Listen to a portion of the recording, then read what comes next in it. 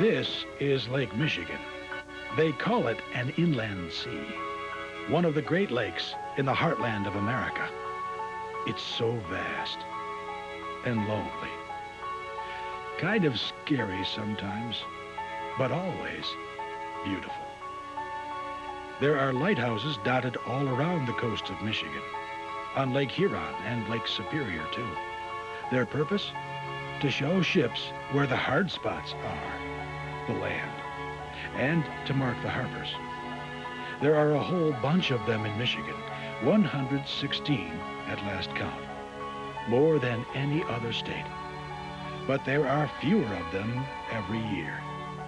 A lot of them are falling apart, falling back into the sea. Kind of sad. You see, they're not very useful anymore. Modern automated lights have taken their place. But what a history. What an inspiration these old buildings are.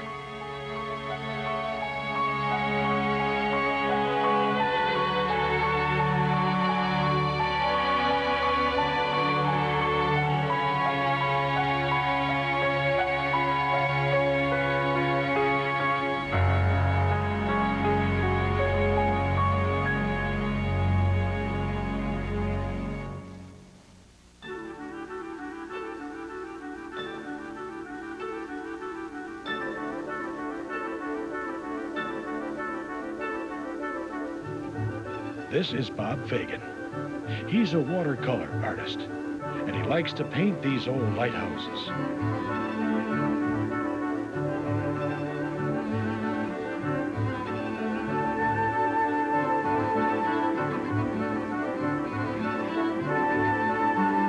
Last summer, Bob took a sailboat trip, a voyage around the edges of Michigan to paint some of these lighthouses. What a trip. He painted some beautiful pictures, had a great time, and met some unforgettable people. People who live with these lighthouses every day and fight to keep them alive. In many ways, their stories continue the colorful history of the lighthouse keepers of Michigan.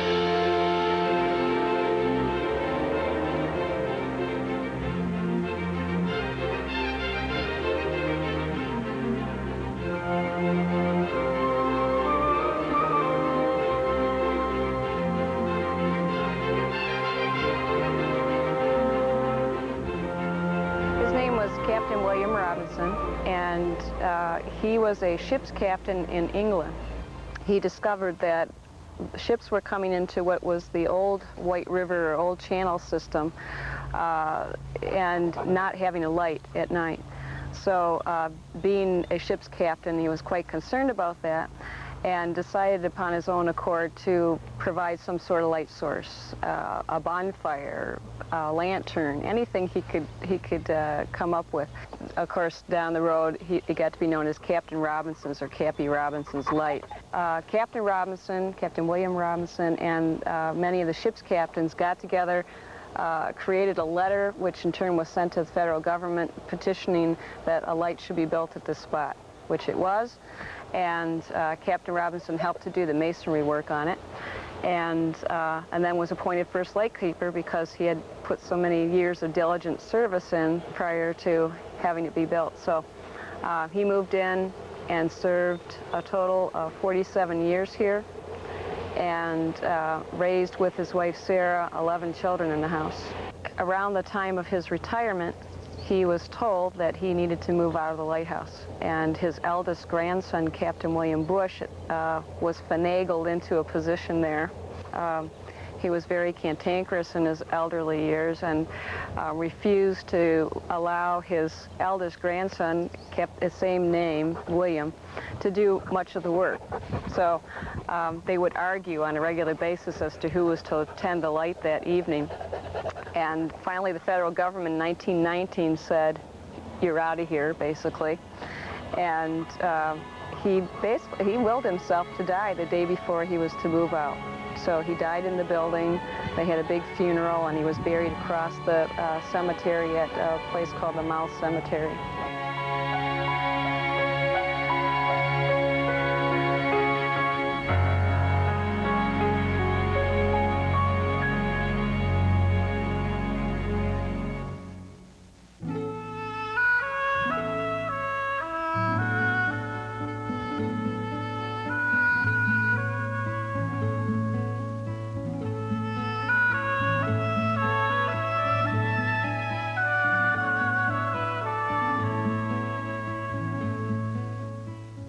I came here when I was 9 years old, 1922, and came off from South Fox Island. So I grew up here. I lived here until I went in the Coast Guard in 1935.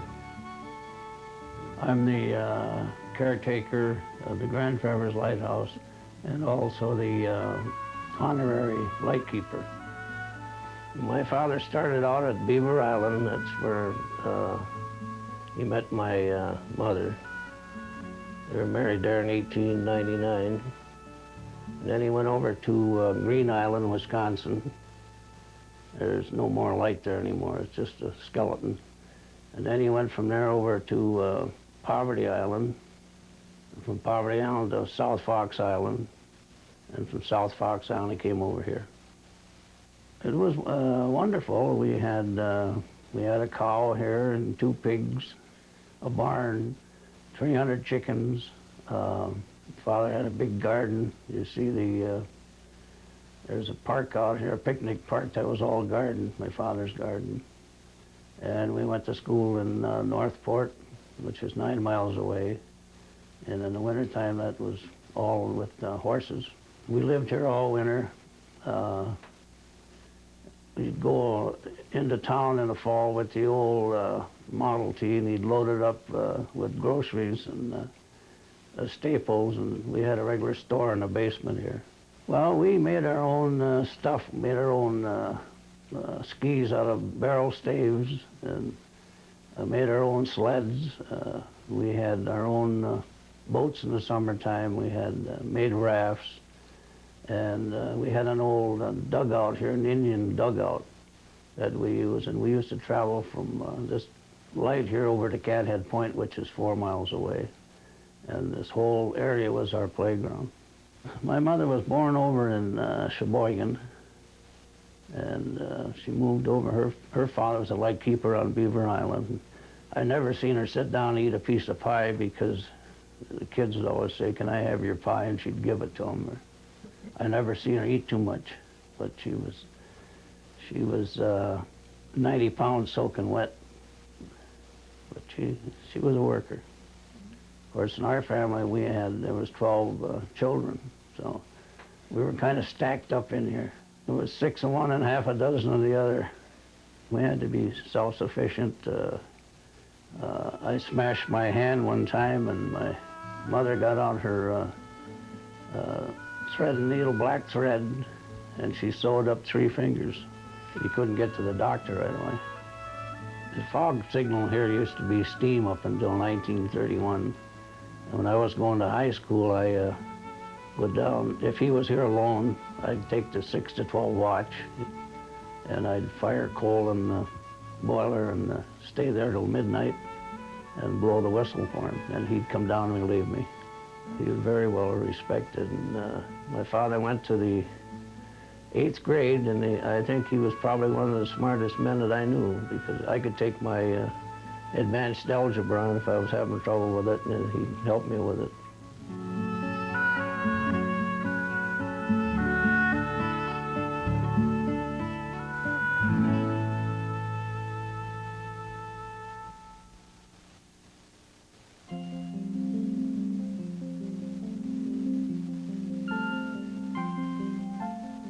As a kid, I spent a lot of time here out on the pier, fishing and swimming and everything.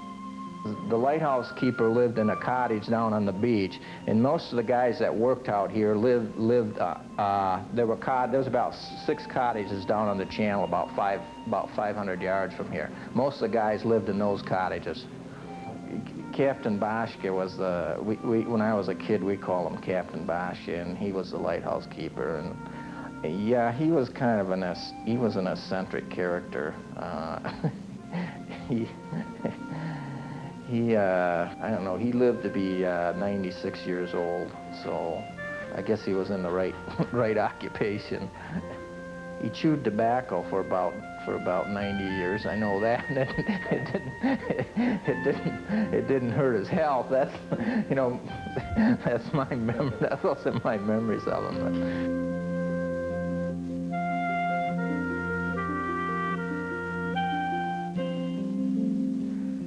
My wife tells me that I missed so many things in life because you know, when you live on a lighthouse, there were 5 kids in my family, and nowhere to go, our own entertainment, and some of the things that children nowadays, or even back then, took for granted, I knew nothing about.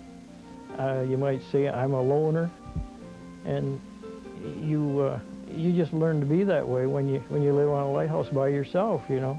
You grow up among men, and learning to do everything with your hands, and you make do, that sort of thing, because there were no modern conveniences, you know. We didn't have refrigeration, running water, that sort of thing.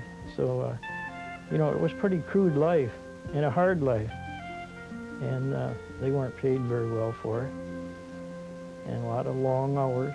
They stood watches, and short men, always short. But I guess overall it wasn't a bad way to grow up.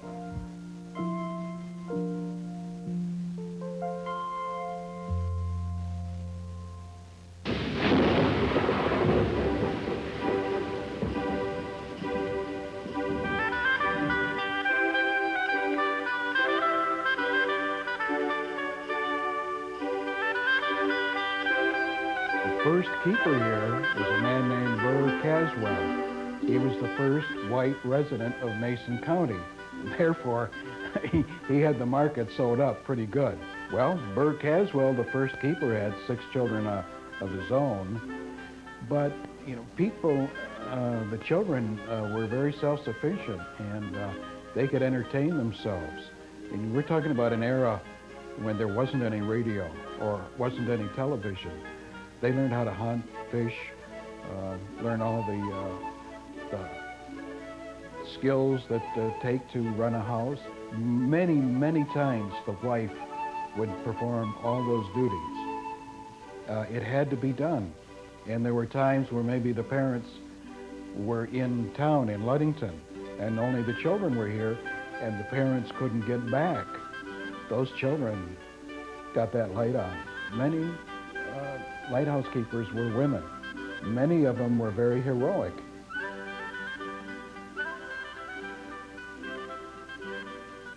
We moved here from Chicago in '38, and my husband, of course, had to take civil service. I moved up, I was expecting my youngest child, and we came here, I did, in July. They had a van on watch out 6 hours. They just say 6 on and 6 off. And they'd go on like 6 in the evening, and they'd have to watch that. In fact, when we first went there, the light was Aladdin, just Aladdin lamp. You know what they're like? No. What's that? Well, they have a mantle, and they were kerosene.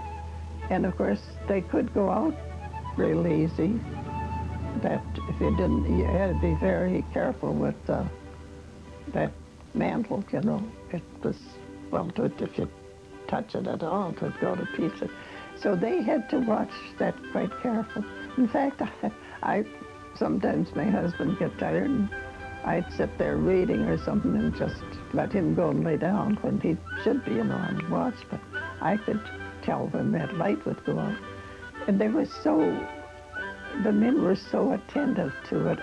I often thought after they discontinued the light, the way they were so, you know, conscientious and worked so hard to keep everything going just up to par.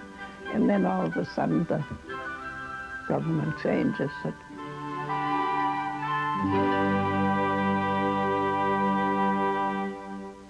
At one time, the Beaver Head Lighthouse had 3 families living there.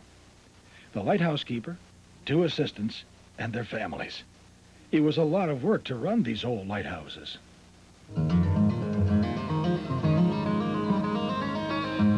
When it was first built in 1858, it was built for one family, one lighthouse keeper and their family. Then in 1871, when they built the taller tower, the bigger lamp took more work, and so they added an assistant lighthouse keeper. So the building then became a duplex, and 2 families shared the structure here. And a few years later, they built a steam-powered fog signal on the other side of the lighthouse, and that was even more work. So then they had a second assistant, so there have been 3 families that shared the building. Well, naturally it took about at least 4 people, sometimes 5, to get a day off if there was such a thing. And they would get up, say in the morning, the man on the day watch. They had a lot of machinery. They had foghorns, they had the lights, the lens to clean, and they had generators to watch, take care of. And then in later years, they had the radio beacon, which ran the signal ran for the freighters, the shipping. But during the day, they would, there was a lot of painting because they painted it if it needed or not. As you probably noticed in lighthouses, many coats of paint. You had to watch the weather constantly. And, there were just numerous things that kept you on your toes all the time.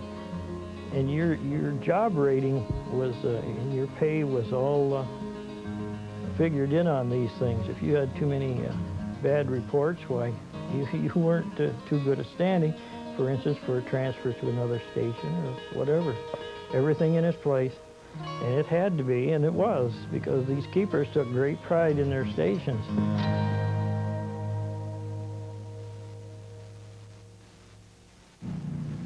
Of course, times have changed.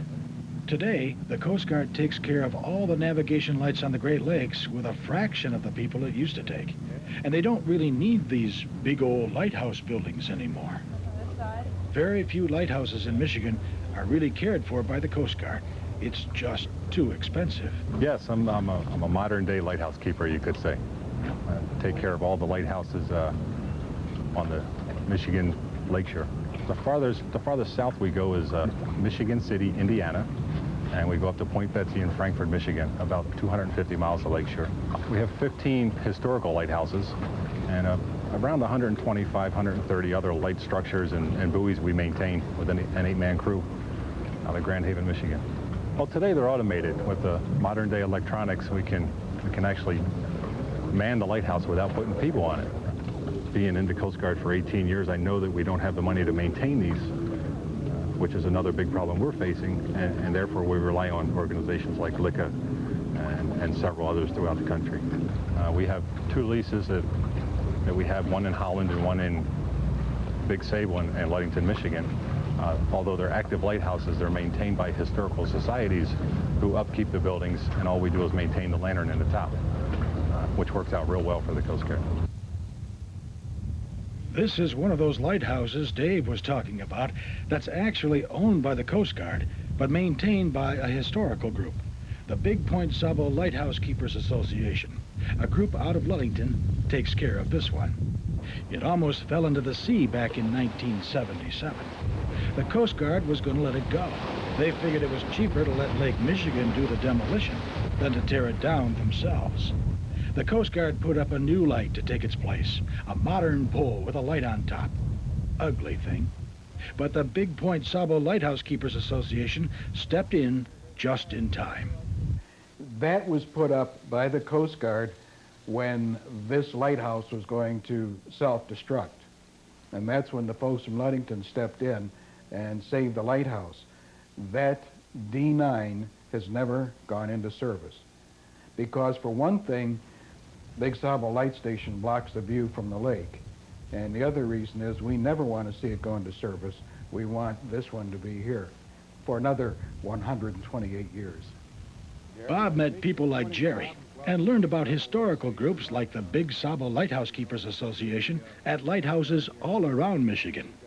We can thank these people for restoring these lighthouses and preserving them for posterity. And I said, I'm going to go out and see the old homestead. And I come out of this place, was all boarded up. And of course, they wouldn't let me in it, you know. And so then they had some women down in Northport. There was a women's club. I read it in the paper. That they were having a meeting about the Grand Traverse Light. And I figured, well, I'll go down there and see what's going on. Mm-hmm. So they formed the Grand Traverse Lighthouse. And then they asked me if I would join them and be the caretaker. And I was very happy to. Mm-hmm. So I'd come down here and work on it, and I'd work 4 or 5 hours and go back to Travers. I did that twice a day. I worked on it until 87 when I moved in here. We finally got it in good enough condition, you know, to move in. Well, I'm very proud to be able to work with the Grand Traverse Lighthouse Foundation, that's for sure. They're great people. And I'm very happy that they've taken under their jurisdiction to refurbish this building and open it up to the public. I started diving shipwrecks around Whitefish Point back in 1972.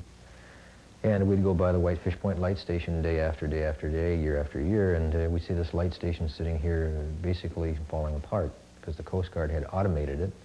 They operated out of Sault Ste. Marie, maintained the light only, but the buildings were falling apart. And I said, well, what a nice spot to start a museum and to remember shipwrecks. And so we started pursuing that. We opened our first exhibits in 1985, and then in 1987 we opened the present exhibit gallery.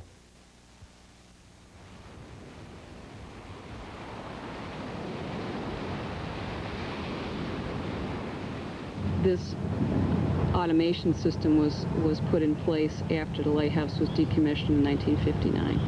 From my understanding, was rented out a couple of times, and then it finally was secured by the local township. However, the local township at that time, Fruitland Township, was kind of cash poor. They had to come up with a total, which is just outrageous to me, outrageously low, of $6,250 to purchase the lighthouse from the Coast Guard. The Coast Guard had intentions of selling it to someone or some facility that would keep it as an educational facility. So the township, at that time, not having the money, managed to let that be known to the locals, and the local Sylvan Beach folks, which is a corporation of homeowners around here, pooled their resources and basically came up with the money, and then the township made an agreement with them. And so since 1970, it's been in ownership of the township.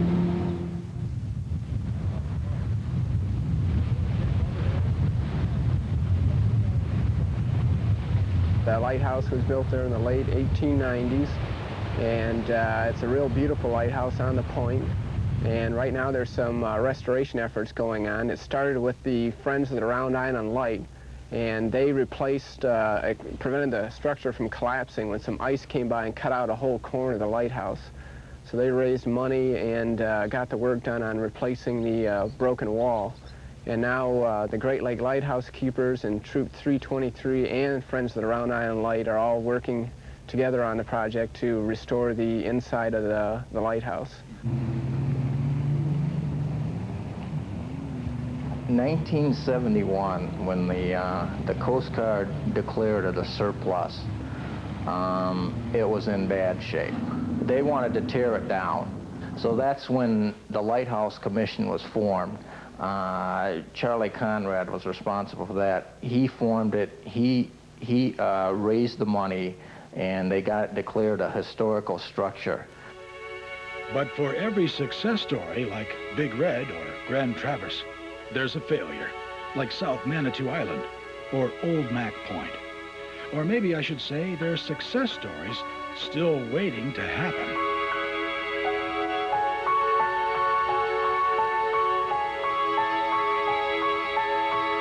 That lighthouse is, well, it's practically fallen in. The roofs are gone.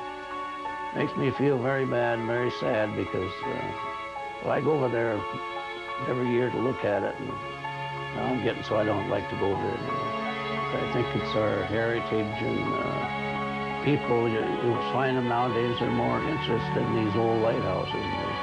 They just can't wait to get in them. And I think it hurts them too to see them all boarded up or being let go into the weeds, back to nature. They've just fallen down.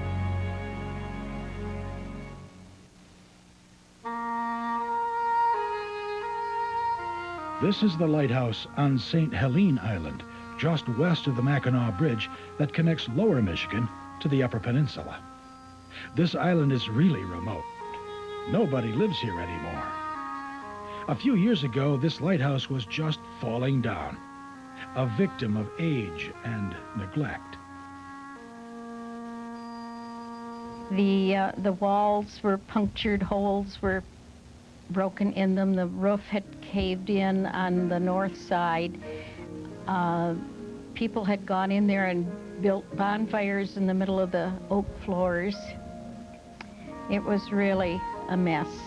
And I remember it before that, and then after I saw it that way, it was really too bad. Luckily, the Great Lakes Lighthouse Keepers Association decided to make the renovation of this lighthouse a pet project. I think it's Troop 4 from Lansing who went over, and first thing they did was clean out all the brush and stuff that was around it. One of the boys, as his project, did the privy, and it was a brick building, but had really been destroyed, and it is just as beautiful as a privy could be right now, and he's very proud of it.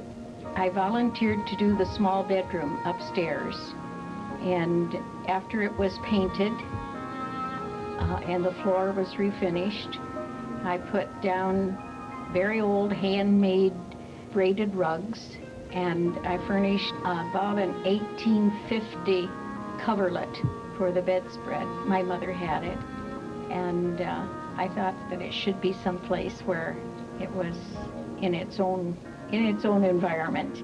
The St. Helene Lighthouse is nearing completion now. The next project for the Great Lakes Lighthouse Keepers is the Round Island Lighthouse on the other side of the Mackinac Bridge, right across from Mackinac Island. We're going to try to have the thing open to the public for the U.S. Forest Service centennial next year. We're going to try to get enough done so folks can get inside and look around, and it's probably going to be on a faster schedule. It's a more popular lighthouse. It's highly visible with thousands of people going by it every day on the ferry boats. So it's a highly visible project, and funds should be easier to raise, and a lot of people are real interested in doing something with it. There's very little government involvement. It's more of a kind of a private government sector cooperative, and the private sector raises the funds and gets the job done, and the government helps out however way they can. We like doing these remote sites. They're a little more of a challenge than a land-based site. There's no electricity, no water. There's nothing out there to help you. You have to bring everything yourself. You gotta love it. It is really so much fun. It's hard to explain. It's adventurous. You get to work with interesting people, preserve your maritime heritage. Everybody wins on this situation. You go away with a strong sense of pride from a job well done, and you feel like you're doing something important for the country, and you're involving new youth and building a new generation of preservationists, and we have a lot of fun.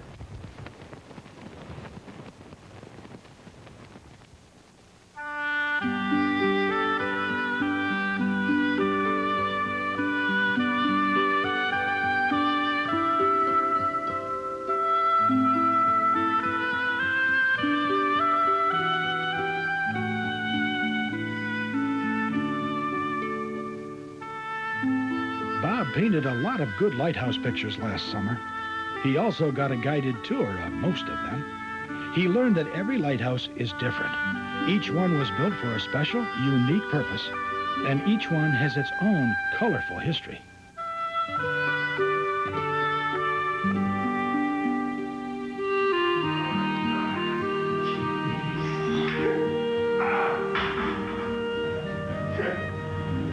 Oh, wow.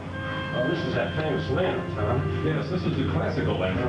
Made back in about 1850 or so, I would imagine, in Paris. In Paris? In Paris. They use them in their French lighthouses, and the Americans liked the idea, so they purchased a lot of them in different sizes.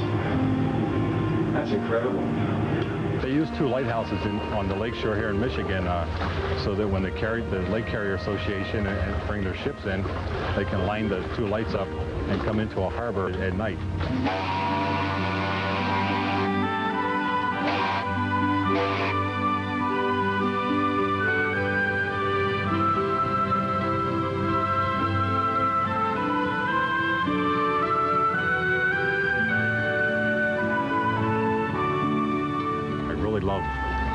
modern-day lighthouse keeper, what I'm doing now, giving a chance to visit, 10 or 15 different lighthouses, 10 or 15 different neighborhoods, meeting the people that go out and walk out the catwalks and enjoy the lighthouses. And I think I have a better job than the lighthouse keeper did 100 years ago.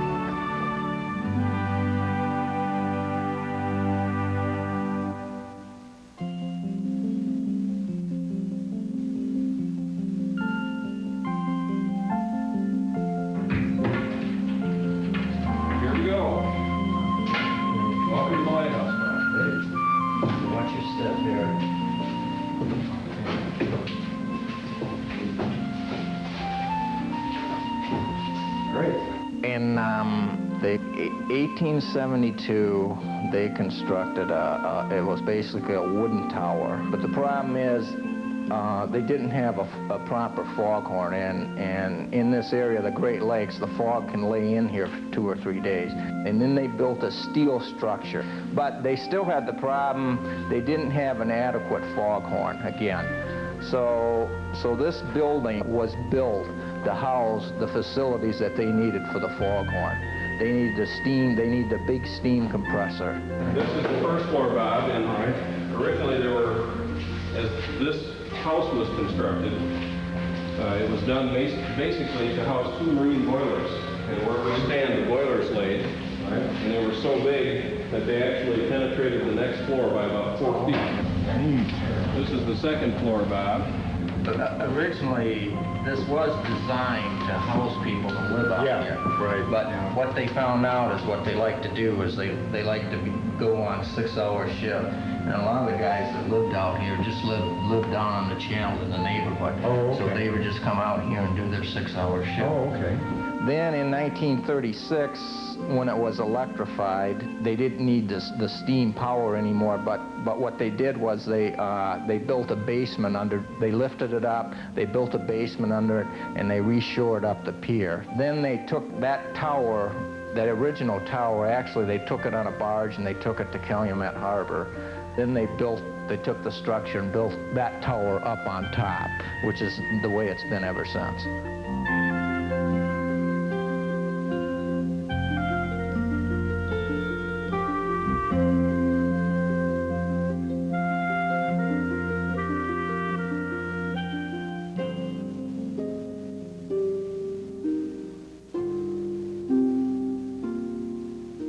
Karen McDonald lives in this lighthouse.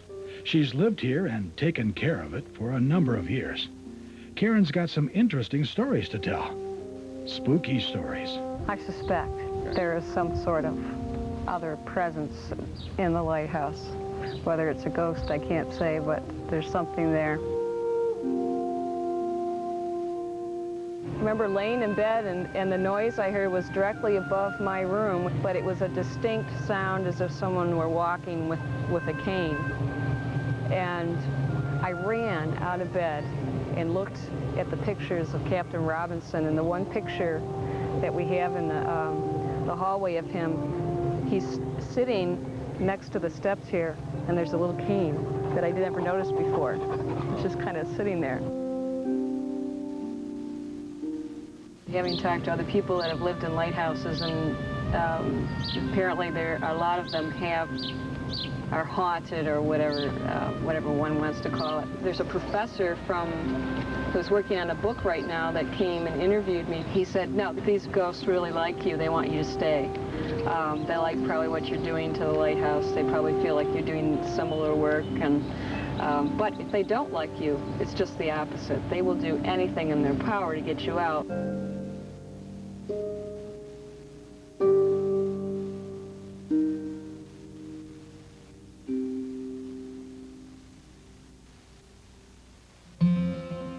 Jerry Biggs and his wife, Pat, have been living here at the Big Sable Lighthouse all summer. They invited Bob and his crew to spend the night in the lighthouse. This lighthouse is not haunted, but still, it was quite an experience. This is the chief keeper's living quarters right in here, this area, Bob. And right above us were his bedrooms. And we use it now to show the old artifacts and for the gift shop. I enjoy taking people through the lighthouse and showing them because, as you know, I'm a a lighthouse writer and photographer, and I just love to share all this with people. And fortunately, there are enough people out there who allowed me to do this. Bob, before we go up to the tower, I want you to meet the chief senior keeper, my wife Pat. Okay, I got you. Hi, Pat. Nice to meet you. Hi, Bob. It's a pleasure meeting you. Good to be here. What's all this about here now? This is the chief keeper's quarters. We assume it's his living area. And right now we're using it as our historical room with our historical pictures and our gift shop area. Bob, I want to show you what happened from day one out here. They began building this lighthouse shortly after the Civil War in 1866. And everything was brought in by ship to a point out here and then put on barges and brought in. And the only other way to get out here back then was to walk 10 miles from Ludington on the beach. Oh, geez. It's part of America's maritime heritage, just like the other important buildings and structures that America has. This is a link between land and sea. The Great Lakes are inland seas, inland oceans. I mean, they go on forever. We have to preserve this heritage.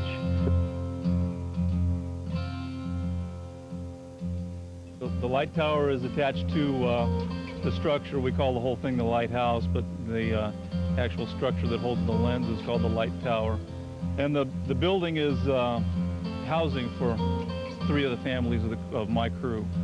There's a 3rd order Fresnel lens in this lighthouse. It's an original lens. It's one of those, they don't make them anymore. It's all hand-cut crystal. It's a real pretty lens. Open up the lens. Oh, wow, look at that. You can see the light source. Isn't that something? And what it does is it takes the light from a relatively small light source and focuses it into this bullseye section. Wow. When the bulbs burn out, it'll automatically put a new one into place. The old Fresnel lenses work real well. Of course, the new ones work well too, but there's something about a hand-cut crystal lens, though, that's more pleasing than a plastic one. You know.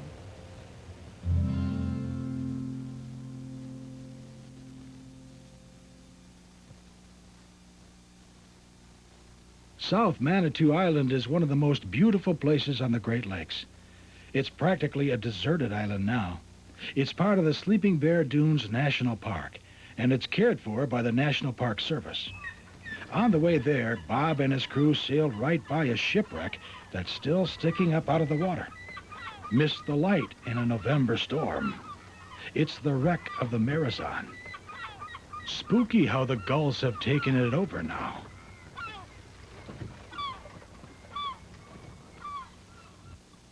This is the 1858 lighthouse on South Manitou Island. It's the 2nd lighthouse on the island. The first one was built in 1840, and this one replaced it in 1858. They needed a bigger, more substantial lighthouse with a brighter light. We're going from the light tower to the keeper's passageway, and the keeper used this as an office. It basically is kind of a walkway between the old station and the new tower, which was 1871. Of course, the lighthouse sat abandoned from 1960 until the park was authorized in 1970. So as you can see, there's a lot of folks that got in now. Yeah.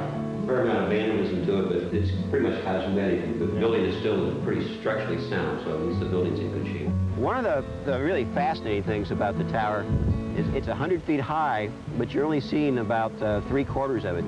Because it's built here in the sand dunes, and it's sand and loose sand and gravel for down about 200, 250 feet or more. And so it was a problem for the engineers to figure out what kind of a foundation to put under this that it would stand for 150 years. What they finally came up with were wooden oak timbers, 60 feet long. There was 1 foot by 1 foot, which were pounded down, about 40 of them, to form the foundation. Now these were sunk into the sand far enough that they were actually below the water level. So if they stayed wet, they wouldn't rot. And then there's about 15 feet of masonry to bring it up to the base of the tower. The walls are 1 foot thick, but there's actually 2 walls. There's an inside wall and outside wall with a space between them. At the bottom of the lighthouse, the space is 3 feet wide, and then it tapers just to 2 inches at the top. So the walls taper, so you get this nice tapered effect, which not only makes it real aesthetically pleasing, but it also makes it stronger. This is a lantern room up here. This was the base that the Fresnel lens set on. Oh, wow. Of course, there had to be a big chimney to get rid of all the heat. And instead of having one wick, it actually had 3 concentric circles of wicks. So they had a good big flame. In the daytime, they actually had curtains and pull the curtains. Otherwise, the light would shine in and go through the lens and heat up and catch on fire. Is that? Oh, like you do with a magnifying glass. Exactly, just the opposite way. Great. We go out here and watch you step here. Okay. The islands, North and South Manitou and Beaver Island, were settled before the mainland because the transportation was by water. To get to the mainland, you stopped at South Manitou Island and then took a smaller boat over to the mainland. So it was really, this was civilization and that was the wilderness. And of course now it's just the reverse. The National Park Service manages North and South Manitou Island as wilderness, and the mainland is settled and civilized.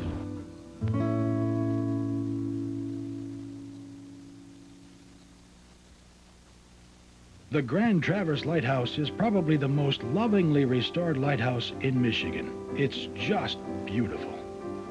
Doug lives in what was once the assistant lighthouse keeper's quarters. The rest of the lighthouse, where he and his family lived when he was growing up, is now a museum. Oh, that's a nice room. Oh, look at the stove. It's an old Comey art that used to heat this the whole quarters. The stove and the kitchen stove that heats this whole area, the whole house, right? That's quite a... Yeah, the organ, my mother got that in 1899 on Beaver Island as a wedding present. Wow. And it's been on Green Island, Poverty Island, South Fox Island, and over here, so it's been transferred in little launches. Yeah, little pieces. Little boats. Yeah. With the beds and mattresses. It's always the organ. Yeah, great.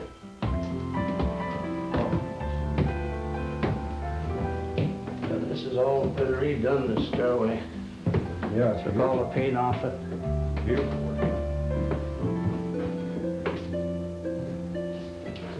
This used to be this was my bedroom when I was a young fellow. Is that right? That's right. And this is my sister's bedroom. We call this the lens room. We have the old lens that was up in the tower.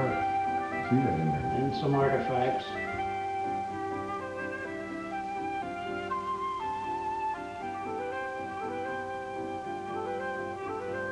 This is on the way up to the tower. All right. Nice little small space here. Yeah, this was put in here in 1953. Took the old stairway out.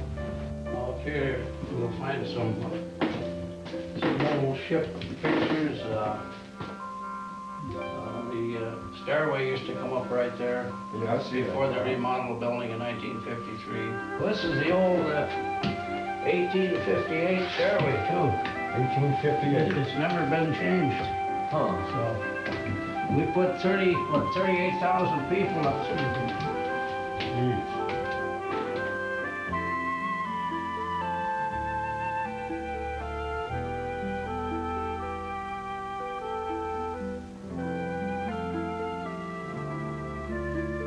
Now you see that point way over, that's Cathead Point. Cathead Point.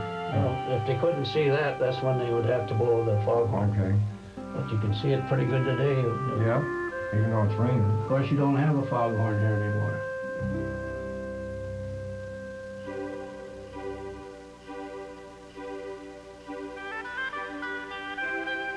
Beaver Island, one of the bigger islands on the Great Lakes. This lighthouse is at the far southern tip of the island, quite a long way from town. It's still in pretty good shape. It's open to the public, open to anyone who wants to climb the tower.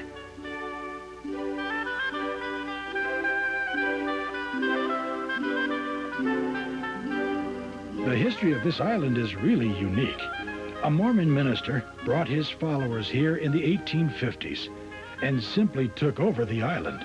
His name was Strang. He even declared himself king, King Strang. Strang was a bit of a fanatic. He had several wives. He and his followers practiced polygamy. Well, he settled here and took over.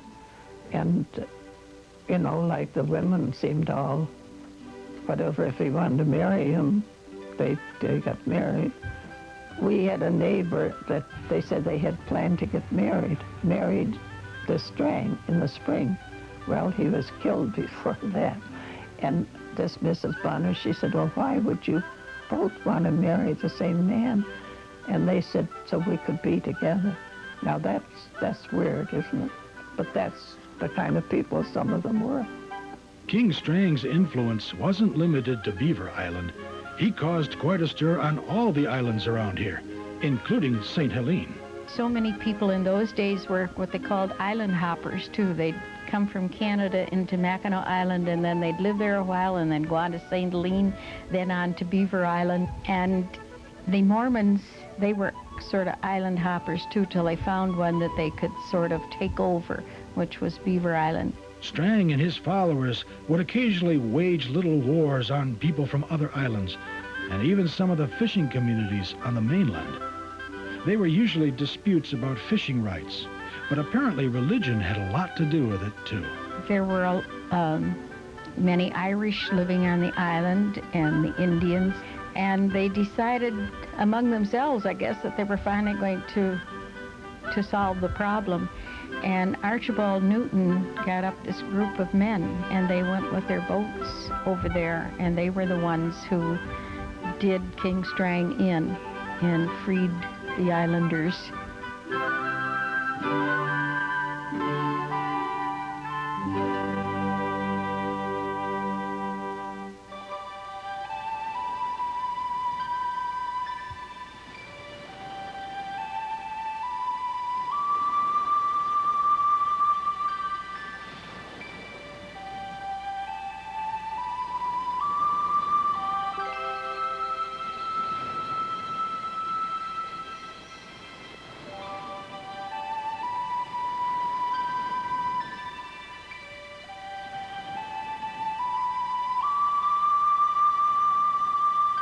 This coastline has been labeled the graveyard of the Great Lakes because of a lot of maritime disasters. It's amazing. It's probably the most famous shipwreck in North American waters. It's incredible. It rivals Titanic, but this is the inland seas, and Gordon Lightfoot had a bit to do about it. And of course, the mystery surrounding the loss and everything else has really made it a legend over the years.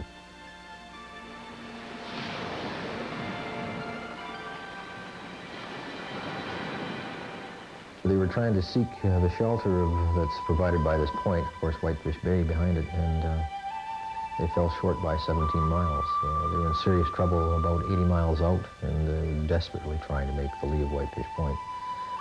Unfortunately, it wouldn't have made any difference anyway, but the light at Whitefish Point was out that night because of the severe storm. There was 96-mile-an-hour winds and 35-foot seas.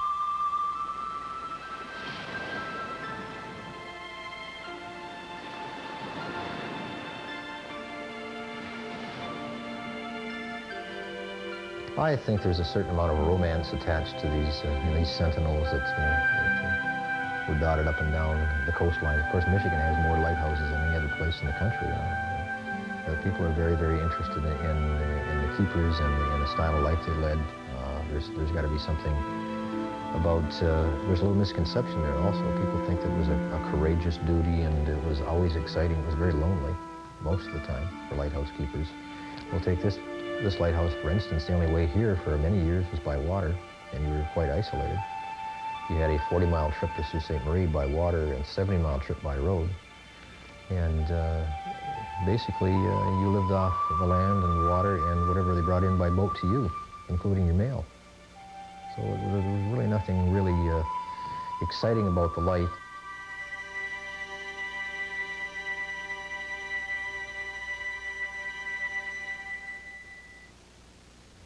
A county park has been built around this lighthouse, out on the tip of Michigan's thumb, sticking out into Lake Huron. Bob climbed up into each of the lighthouse towers that he visited.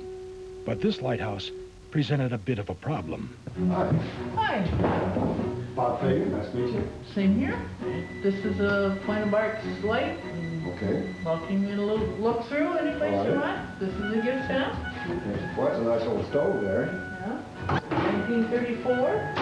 1934. Wow. great. Oh, I'm the park manager. I got two hired men here all summer. And then we have Marilyn in the museum. She runs the museum. And I got to see that, you know, the stuff is done around the park. Of course, I have to work myself, too, you know. They just don't let me lay around. This is our picture room. Okay. These buildings were here. Here's a light here. Oh, yeah. This building was moved. As far as the light, it's not open to the public no more, you know. We just got to watch so nobody goes up there, you know what I mean? Like when the museum's open. A lot of guys would like to sneak up there. What's up the stairs here? Just, Oh, you can look around any place you want to go. There's 2 bedrooms upstairs and a bathroom. can I go up in the tower? No, you can go up as far as the barricade. Oh, okay. We're not allowed to let you go up otherwise, so. Great. I gotta take care All of the right. rest of the Well, thank you very much. Okay. See you later. Uh-huh. Okay.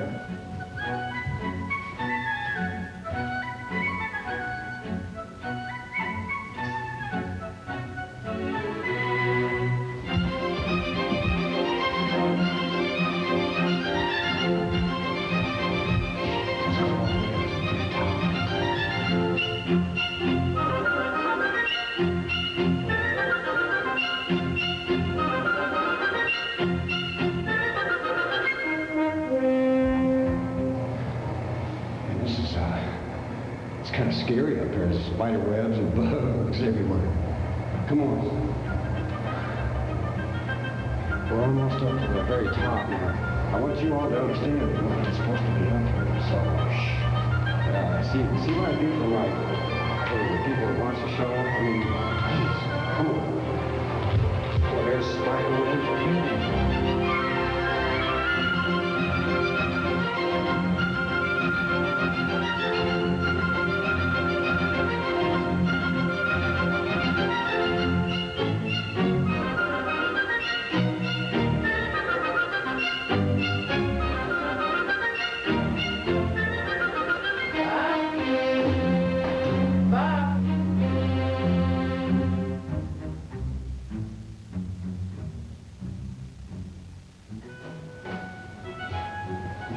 Back upstairs before. Oh, hi, Marilyn. Woohoo. How are you? Did you go up? No, I was just looking around here in the hallway. Okay. No, I saw spider webs and stuff up there, so. You got one hanging right Oh, I wonder where that came from. Okay. Okay, I gotta go. Okay.